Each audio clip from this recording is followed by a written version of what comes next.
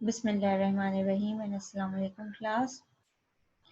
Lecture number 8 arrays part 4 and today's topic is related to multidimensional arrays. So far we have studied single dimensional array. One dimensional array का मतलब ये है कि तमाम elements जो है आपके एक ही कॉलम का कॉन्सेप्ट है या एक ही रो का कॉन्सेप्ट है, बिल्कुल सिंपल, यानी आप एक ही डायमेंशन में चले जा रहे हैं। जैसे मैथ्स में हम उसको एक्स कोऑर्डिनेट कह रहे होते हैं, एक्स का पॉइंट कह रहे होते हैं। मल्टी डायमेंशनल का मतलब ये है, फॉर एग्जांपल 2 डायमेंशन 3 वो 1 के अलावा तमाम डायमेंशंस मल्टी डायमेंशनल्स में आएंगी। सिंगल डायमेंशनल होता है, मल्टी डायमेंशनल होता है, दो वो कैटेगरीज होती है। तब तक हमने सिंगल डायमेंशनल पढ़ा था जिसमें से 1 डायमेंशन एक ही एक्स कोई वेरिएबल है और वो चला जा रहा है। मल्टी डायमेंशनल में फिर डिफरेंट कैटेगरी है, ये 2 डायमेंशनल भी हो सकता है, 3 डायमेंशनल भी हो सकता है एंड सो ऑन। हमारा जो कोर्स है वो 2 डायमेंशनल को कवर कर रहा है, 2D एरेज को। तो मल्टी डायमेंशनल में हम 2D एरेज की बात करेंगे, यानी 2 डायमेंशनल एरेज की। 2 डायमेंशनल एरे जैसे हमारे मैथ्स का कॉन्सेप्ट है 2 डायमेंशन का, 2D का क्या कॉन्सेप्ट है कि एक्स और वाई दो कोऑर्डिनेट्स पर आप ट्रैवल कर रहे हैं। तो इसी तरीके से जो आपके पास यहाँ पे एरेज में भी वही काम आ जाएगा। आप दो चीजों को एक साथ लेकर चल रहे होंगे, आप दो इंडेक्सेस पे काम कर रहे होंगे। इंडेक्सेस यानी इंडेक्स। तो सिंगल डायमेंशन में एक इंडेक्स पे काम कर रहे थे, मल्टी डायमेंशनल में आप 2 इंडेक्सेस पे काम करेंगे। So far we have looked at arrays of one dimensional. Single variable specifies each array element, but arrays can have higher dimensions. The multi-dimensional arrays is defined with two size specifiers, each enclosed in brackets. तो अब तक जो है हमने जो भी examples देखी थी उसमें जैसे ये है ग्रीड 5, इस वाले एग्जांपल में आपके पास एक ब्रैकेट थे, एक पेयर ऑफ ब्रैकेट। एक पेयर ऑफ ब्रैकेट का मतलब ये है कि आपका 1 डायमेंशनल है। इसी में अगर मैं ग्रीड 5 और फिर आगे 5 दोबारा एक और ब्रैकेट बना दूंगी तो ये मेरे पास 2 डायमेंशनल एरे आ जाएंगे। 2 डायमेंशनल की पहचान ये है कि आपके पास 2 पेयर ऑफ ब्रैकेट्स होंगे। 3 डायमेंशनल की पहचान ये कि 3 पेयर्स ऑफ ब्रैकेट्स होंगे। मैट्रिक्स या एरे एक ही होगा। ठीक है क्लास, ये समझाने के लिए एक मेमोरी का मैप भी है, क्योंकि आप लोग मैट्रिक्स पढ़ के आ चुके हैं। दो मैट्रिक्स को ऐड करने भी आता है आपको, एक ए मैट्रिक्स है, बी मैट्रिक्स है। तो आप ए के जो पर्टिकुलर रॉ कॉलम है वही बी का रॉ एंड कॉलम को आप ऐड करेंगे अगर एडिशन बोला जाए। सब्ट्रैक्शन बोला जाए तो ए मैट्रिक्स का जो पर्टिकुलर रॉ एंड कॉलम होता है, बी में भी आप उसी रॉ एंड कॉलम को सब्ट्रैक्ट कर रहे होते हैं। ठीक है, ये हमारे पास कॉन्सेप्ट होता है मैट्रिक्स का। तो बेसिकली मैट्रिक्स वाला ही कॉन्सेप्ट यहाँ पे है, वही रॉज एंड कॉलम्स का कॉन्सेप्ट यहाँ पे है। तो आप लोगों को बस जो इसमें पॉइंट है वो ये कि मैट्रिक्स की अंडरस्टैंडिंग का मतलब ये कि आप रॉज एंड कॉलम्स का कॉन्सेप्ट आपके पास क्लियर है। वही चीज को जब हम इंडेक्स पे कह रहे होते हैं, आई इंडेक्स और जे इंडेक्स, तो हम बेसिकली एरेज की बात कर रहे होते हैं। फिगर में क्लास आप लोग को नजर आ रहा है एक 2D ऑब्जेक्ट, यानी कि एक स्क्वायर बना हुआ है जिसमें रॉ वाइज डिस्ट्रिक्ट लिखे हुए, डिस्ट्रिक्ट 1, डिस्ट्रिक्ट 2, डिस्ट्रिक्ट 3, डिस्ट्रिक्ट 4, और कॉलम वाइज जो है मंथ 1, मंथ 2, मंथ 3, 3 मंथ्स चल रहे हैं। तो बेसिकली अगर मैं मैट्रिक्स फॉर्म में कहूँ तो ये 4/3 का मैट्रिक्स है, यानी 4 कॉलम्स और 4 रॉज और 3 कॉलम्स हैं। तो हमारे पास इस टाइप की यही चीज बिल्कुल प्रोग्रामिंग अलाउ करता है कि आप 2 डायमेंशनल मैट्रिसेस को या 2 डायमेंशनल चीजों को जो उसमें ऐड करें, सब्ट्रैक्ट करें, उसको यूज करें using the feature named 2D arrays. अब क्लास हमारे पास अगर हमें प्रोग्रामिंग के रेस्पेक्ट से हम पढ़ना शुरू कर रहे हैं तो प्रोग्रामिंग में फॉर एग्जांपल अगर मुझे इस वाले फॉर एग्जांपल मुझे इसकी बात करनी है तो ये 2 इंडेक्स साथ चलेंगे। 2 डायमेंशनल का मतलब ये है कि स्केल्स नाम का इन्होंने यहाँ पे एक एरे लिया हुआ है, स्केल, ठीक है, जिसकी कुछ डिवीजन हुई होगी डिस्ट्रिक्ट और मंथ वाइज। ठीक है, ये बुक की एग्जाम्पल है, तो बहरहाल हमें जो समझना है उसका कॉन्सेप्ट समझना है। अगर मैं इस टिक वाले बॉक्स की बात करूं, अगर मैं चाहूं कि मैं कोई वैल्यू इस जगह पे जाके डालूं, मुझे कोई वैल्यू इस पॉइंट पे रखनी है, तो चूंकि मैं 2 डायमेंशनल पे काम कर रही हूँ तो इसका कोई रॉ की नंबर होगा, कोई इसका कॉलम नंबर होगा। चूंकि हम एरे की बात कर रहे हैं तो we are very well aware that array के इंडेक्सेस हमेशा 0 से स्टार्ट होते हैं। तो इसका मतलब ये है कि ये जो टिक लगा हुआ है, ये अगर मैं पर्टिकुलर इसको आइडेंटिफाई करने की कोशिश करूं तो पहले हमारे पास रॉ आता है, रॉ नंबर 0 हो गई और कॉलम नंबर भी ये आपके पास 0 हो गया, जिसमें आपने टिक का साइन लगा हुआ है। ठीक है, ये बस लीजेंड है, लीजेंड यानी कि हम समझा रहे हैं इसको। फॉर एग्जाम्पल मैं कहूँ कि मुझे कोई डेटा इस वाले पे रखना है जिसमें मैंने क्रॉस किया हुआ है, तो अगर मुझे कोई डेटा इस जगह पहुंचाना होगा तो क्या कॉन्सेप्ट हो जाएगा कि मुझे देखना होगा पर्टिकुलरली कौन सी रॉ है, ये पर्टिकुलर कौन सा कॉलम है। सब यहाँ पे एक यूनिक एड्रेस लिए हुए हैं, ठीक है। मैं जो भी रॉ और कॉलम बोलूंगी वो एक किसी एक बॉक्स को इलिस्ट्रेट करेगा, वो मल्टीपल बॉक्सेस को इलस्ट्रेट नहीं कर सकता, और होना भी यही चाहिए कि यूनिक हो, ठीक है। फॉर एग्जाम्पल इस क्रॉस को मुझे आइडेंटिफाई करना है, यहाँ पे कोई वैल्यू मुझे रखनी है, तो यहाँ पे कोई वैल्यू रखूंगी तो ज़्यादा कमांड हो जाएगी सी इन, जो वैल्यू जाके रखनी है उसका ये वेरिएबल आ गया, एरे का नाम आ गया scale,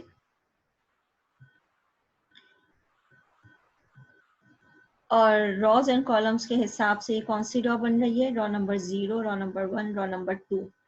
this is raw number 2, raw number column number 0, column number 1, this is column number 1।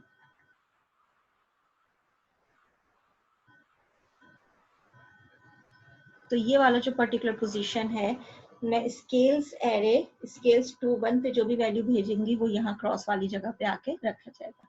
तो जिस भी एड्रेस को मुझे पढ़ना होगा मैं रॉज एंड कॉलम वाइज पढ़ूंगी, क्योंकि मुझे पता है कि ये एरे है और एरे हमारे पास 0 इंडेक्स से शुरू होता है, तो हम 0 काउंट करेंगे, ठीक है। ऐसा नहीं है कि 0 को इग्नोर कर दे। मैथ्स में जब हम मैट्रिक्स सॉल्व कर रहे होते तो रॉज 1 से शुरू हो रही होती है, रॉ 1 कॉलम 1, ठीक है। तो यहाँ पे आपको इस चीज का ख्याल रखना है कि यहाँ पे इंडेक्स 0 से शुरू हो रहा होगा, क्योंकि आपको लूप चलाना होगा, लूप में भी आपको उसी तरीके से इनिशियलाइज करना होगा। वैल्यूज पुट करने के लिए भी यही है, लेकिन जब आप यूजर को दिखाएंगे तो आप थोड़ा सा उसको यूजर फ्रेंडली बनाने के लिए यूजर के हिसाब से जो बनेगा एड्रेस वो आप बता रहे होते हैं। राइट साइड पे क्लास आपके पास मेमोरी लोकेशंस है, एड्रेस का हमें पता है कि कंटीजियस मेमोरी लोकेशंस को रिजर्व कर रहा होता है, लाइन से जो है एक सीरीज ऑफ लोकेशंस ये ले लेता है। तो ये जो सीरीज ऑफ लोकेशंस हैं ये मेरे पास 2D में भी वो ऐसे ही ऑक्यूपाई कर रहा होता है जैसे 1D में करते हैं। 1D में क्या होता है, लाइन बाय लाइन एक एक लोकेशन उठा रहा होता है, इंटीजर है तो 4 लोकेशन उठा रहा होता है, 4 है तो एक एक लोकेशन उठा रहा होता है। 2D एरे में भी वो इसी तरीके से लोकेशन उठा रहा होता है, बस फर्क ये है कि पहले रॉ वाइज सारी डेटा होगा, यानी कि ये जो टिक है 0 एड्रेस ये वाला हो जाएगा, पहले स्केल्स का 0, रॉ 0 और कॉलम 0।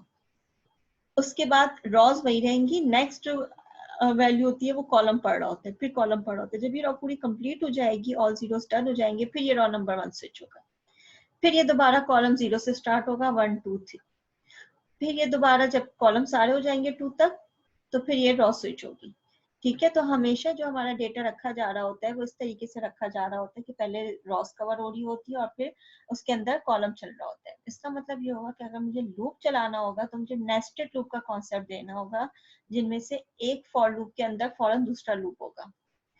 फॉर लूप जो आउटर होगा वो रॉस को कंट्रोल कर रहा होगा, फॉर लूप जो इनर होगा वो कॉलम्स को कंट्रोल कर रहा होगा। हमें पता है कि आउटर आराम आराम से चल रहा होता है, इनर तेज तेज चलता है, इनर कंप्लीट होगा फिर आउटर चेंज होता है, फिर अंदर जाते हैं इनर चेंज होगा, इनर कंप्लीट होगा, फिर आगे आउटर वाला लूप जो होगा वो जो है वो नेक्स्ट चेंज होगा या इंक्रीमेंट होगा। अगर मुझे क्रॉस आइडेंटिफाई करना है तो क्रॉस कौन सा मेरे पास, स्केल्स मैट्रिक्स का ड्रॉ टू कॉलम 1, तो मैं कहीं स्केल्स मैट्रिक्स का ड्रॉ टू कॉलम 1 इसकी बात हो रही है। तो इसका मतलब ये है कि जो भी वैल्यू मैंने यहाँ भेजी थी वो बेसिकली मेमोरी के इस लोकेशन पे जाके रखी हुई है, और मेमोरी को लोकेशन बताने के लिए तरीका ये है कि पहले हम रॉ बता रहे होते हैं, उसके बाद कॉलम बता रहे होते हैं। जब हम इसकी लूपिंग चला रहे होते हैं तो पहले रॉस की लूपिंग को कंट्रोल कर रहे होते हैं, उसके साथ साथ कॉलम की लूपिंग को कंट्रोल कर रहे होते हैं। एक एग्जाम्पल है class hash include IO stream, ठीक है। Print the square of A 3x3 matrix. 3x3 matrix है हमारे पास, 3 रॉस 3 कॉलम, इसका मतलब है उसकी रॉज होंगी 0 1 2 जो इंडेक्स होगा, और कॉलम के जो इंडिसेस होंगे वो 0 1 2 दोनों के सेम होंगे, ठीक है।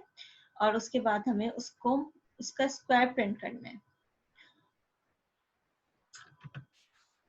हमारे पास क्लास ये आ गया इंट आई जे, 2 वेरिएबल्स हैं। एक मैट्रिक्स हमने ए मैट्रिक्स के नाम से डिक्लेयर किया है, 3x3 का मैट्रिक्स बनाना है, तो इसका मतलब है 3 रॉस और 3 कॉलम्स। देने का क्या तरीका है कि पहले आइडेंटिफायर आएगा, name of the array, and then 2 pair of square brackets, first one is representing the arrows the rows and the second is representing columns. Values देने का क्या तरीका है क्लास, मैं चाहूँ तो 9 की 9 वैल्यूज 3 by 3 यानी 9 वैल्यूज मुझे इसको देनी है, तो 9 वैल्यूज बिल्कुल ऐसे दे दूं जैसे 1D एरे में हमने दी। मेमोरी जब इसको रखेगा तो पहली वैल्यू को 0 पे रखेगा, दूसरी को 0 1 पे रखेगा, तीसरी को 0 2 पे रखेगा। 2 कॉलम्स कंप्लीट हो गए। अब इंक्रीमेंट हो जाएगा रॉ का, फिर ये हो जाएगा 1 0 यानी रॉ 1 कॉलम 0, ये चला जाएगा 1 1, ये चला जाएगा 1 2, कॉलम्स कंप्लीट होगा, फिर रॉज इंक्रीमेंट हो जाएगा, ये हो जाएगा 2 0 2 1 2 2। ठीक है, तो ये मेमोरी में जब जाके बैठेगी 4 5 6 8 9 10 -13 -14 -15, तो ये मेमोरी में जाके यहाँ पे बैठ जाएगा 4, यहाँ पे जाके बैठ जाएगा 5, यहाँ पे आ जाएगा 6 8 9 10, उसके बाद जो वैल्यूज होंगी वो हो जाएंगी 8 9, ये थोड़ा सा जो है ये वाला एग्जिस्ट 8 9 10। ठीक है, ये 4/3 का मैट्रिक्स है जिसकी एग्जाम्पल पे मैं लगा रही हूँ, और ये 3/3 है। फिर -13 -14 -15,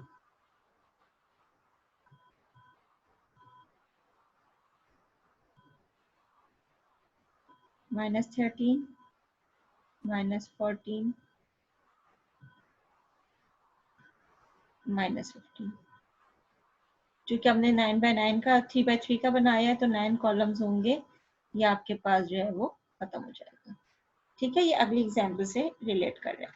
तो जो भी वैल्यू मुझे पढ़नी होगी, फॉर एग्जाम्पल मुझे देखना है कि 10 का स्क्वायर करूं तो मेरी इक्वेशन हो जाएगी स्केल्स 1 2 मल्टीप्लाई बाय स्केल्स 1 2, यानी अपने ही नंबर से इसको मल्टीप्लाई कर दो।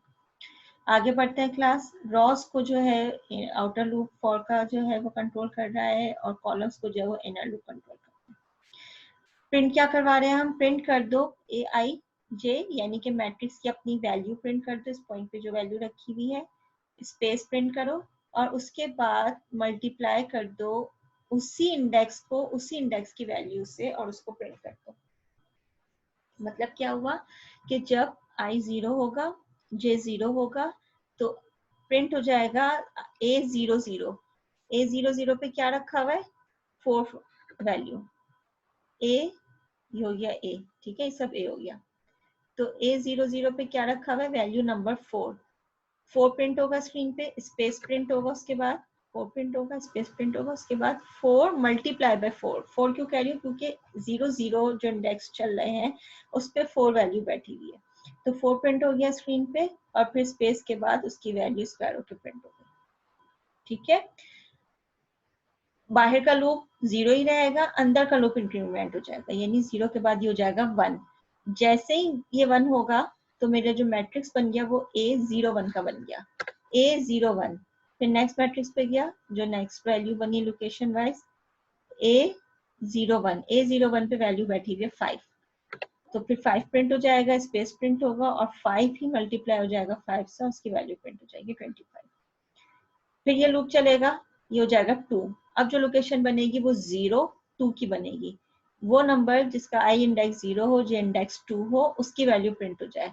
तो 0 0 0 1 0 2 ये वो नंबर है जिसमें आई 0 हुआ है और जे 2 हुआ है, तो यानी कि 6 स्क्रीन पे प्रिंट होगा, स्पेस प्रिंट होगा, और यही 6 0 2 जो इंडेक्स है वो अपने ही 0 2 इंडेक्स से मल्टीप्लाई होकर उसका रिजल्ट आ जाएगा 36।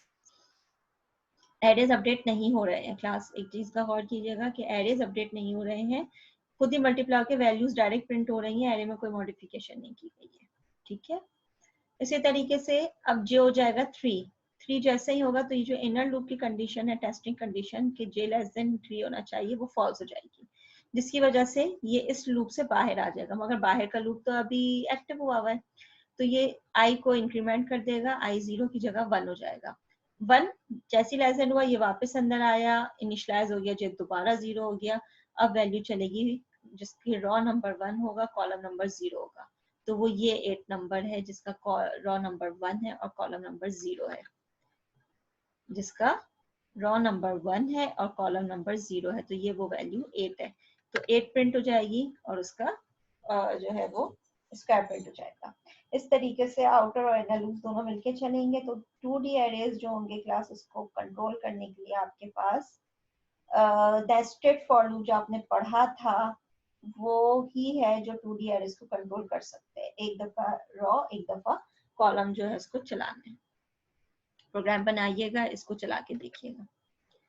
ऑल्टरनेटिवली एक और तरीका रिप्रेजेंट करने का, एक तो ये है कि हम वन डायमेंशनली दे दें इसको, तमाम एक लाइन में दे दिया हमने, एक लाइन में दिया, लेकिन ये रैम में 0 और 1 के हिसाब से कॉलम और रॉस के हिसाब से ही बैठेगा। इसी चीज को जिसको हमने 4 5 6 8 10 10 -30 -40 -15 एक लाइन में दिया था, एक और तरीका रिप्रेजेंट करने का ये है, अपनी आसानी के लिए जब हम कोडिंग कर रहे हो तो हमने int a33 लिखा इक्वल्स टू कर्ली ब्रैकेट 4 5 6 एक रो बनेगी, कॉमा 8 9 10 दूसरी रो बनेगी, कॉमा -30 -40 -15 तीसरी रो बनेगी, बिगर ब्रेसेस ओपन, बिगर ब्रेसेस क्लोज, सेमीकोलन। इसी चीज को जो हमने वन लाइन में लिखा हुआ था अपनी अंडरस्टैंडिंग के लिए हमने इसको रॉ वाइज तोड़ के लिख दिया। तो अब हमें याद है कि 4 5 6 फर्स्ट रॉ है और 4 5 6 में भी 4 कॉलम नंबर वो है बिल्कुल स्टार्ट का, फिर 5 सेकंड नेक्स्ट कॉलम होगा, 6 लास्ट कॉलम होगा।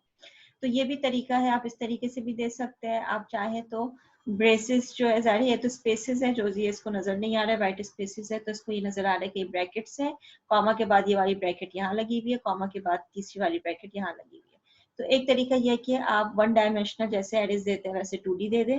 दूसरा तरीका यह कि 2D आप अपनी आसानी के इस तरह भी रिप्रेजेंट कर सकते हैं। It is just a new way of representing your data while coding. ठीक है, इसमें कोई मुश्किल चीज नहीं है।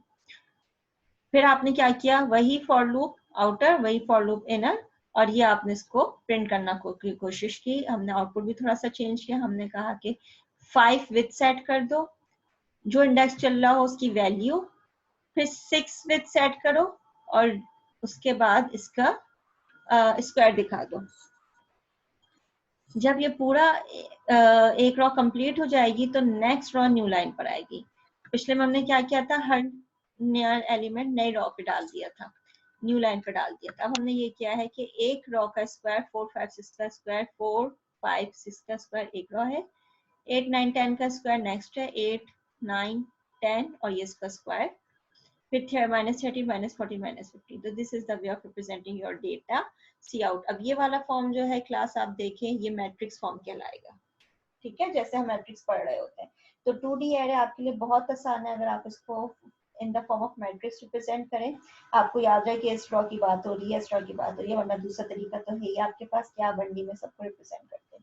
मैं भी इसको बहरहाल 2D को 2D ही ले रही होगी। इसी तरीके से क्लास सेट विथ की कमांड वही थी आपके पास 5 विथ सेट के, क्योंकि इसमें हमें से वैल्यूज शो करनी है। ये स्क्वायर है तो एहतियातन हमने 6 नंबर विथ सेट कर दिया, ताकि अगर स्क्वायर ज्यादा बड़ा भी हो तो वो मैनेज हो जाए। ठीक है, एंडल, तो जब ये न्यू रॉ पे जाएगा तो एंडल करता हुआ बाहर जाएगा, फिर ये वापस अंदर आएगा, फिर ये पूरी रॉ कंप्लीट करने के बाद फिर नेक्स्ट रॉ जब इंक्रीमेंट हो रहा होगा आई लूप, तो वो इंक्रीमेंट जो है एंडल के साथ आगे बढ़ेगा। तो इसमें और पिछले प्रोग्राम में बस रिप्रेजेंटेशन का फर्क है। इसमें आपने 1D फॉर्म में डेटा दिया हुआ है जो कि पर 2D में ही रहा है, क्योंकि आप देखिए चलाया आया आपने इसको नेस्टेड लूप के थ्रू ही है। यहाँ पे भी आपने इसको चलाया नेस्टेड लूप के थ्रू ही है, a loop within a loop. ठीक है, लेकिन इसमें आपने रिप्रेजेंटेशन इसको in the form of matrix कर दी है। रॉयस कॉलम आपको देखते ही नजर आ रहे हैं। अब क्लास आपको काम ये करना है कि डिक्लेयर करना है 2 3 by 3 मैट्रिक्स। एक मैट्रिक्स डिक्लेयर हुआ हुआ है ए के नाम से, इससे हिंट लीजिए। इसी तरीके से दूसरा मैट्रिक्स बना दीजिए, बी का नाम रख दीजिए उसको 3 by 3 का। ठीक है, यही चीज होगी। जैसे ये आपके पास इंट ए 3 by 3, ये वन मैट्रिक्स डिक्लेयर हुआ हुआ है 2 डायमेंशनल। आपको बोला क्या है, 2 3 by 3 के मैट्रिक्स जो है वो आपको शो कर बना डिक्लेयर करने हैं।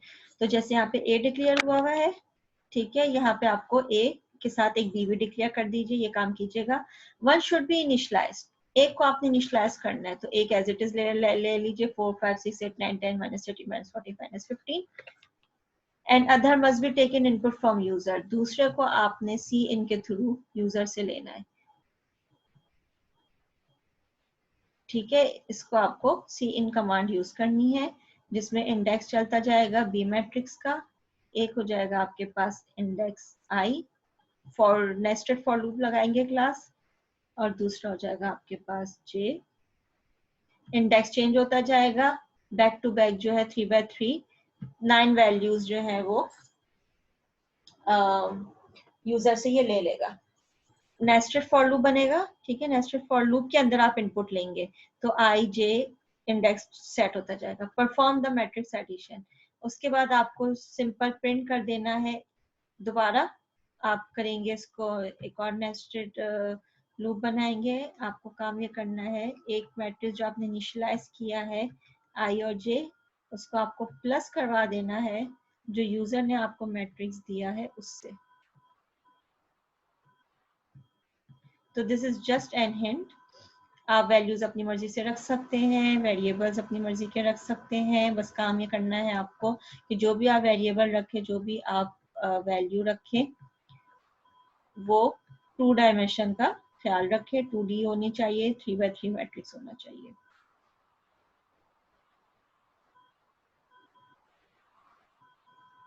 और ये आपने जो है दोनों जो है क्लास, ये भी नेस्टेड लूप में, इनपुट भी नेस्टेड लूप में लेंगे आप, फिर वहां से बाहर आ जाएंगे, फिर दोनों का जब सम प्रिंट करवाएंगे तो वो भी नेस्टेड लूप में होगा। आप सेटडब्ल्यू कमांड यूज करें, आप मैसेजेस टाइप करें, आप एक एक लाइन पे एक एक आउटपुट शो कर दे, या आप मैट्रिक्स फॉर्म में कर दे, ये सब आपके ऊपर है। बस आपको एडिशन परफॉर्म करवाना है दो मैट्रिक्स में से, जिसमें एक आप बताएंगे, दूसरा आप यूजर से लेंगे। तो इसकी प्रैक्टिस करनी है क्लास, और जो भी सवालात हो वो बिल्कुल आप पूछ सकते हैं। अटेंडेंस लगा लीजिएगा। आज ये वाला टॉपिक यहीं तक है। उसके बाद नेक्स्ट टॉपिक सॉर्टिंग से रिलेटेड है, जो कि बहुत इंपॉर्टेंट है लैब पॉइंट ऑफ व्यू से भी, और कॉन्सेप्चुअली भी इंपॉर्टेंट है। Thank you so much class. Allah Hafiz.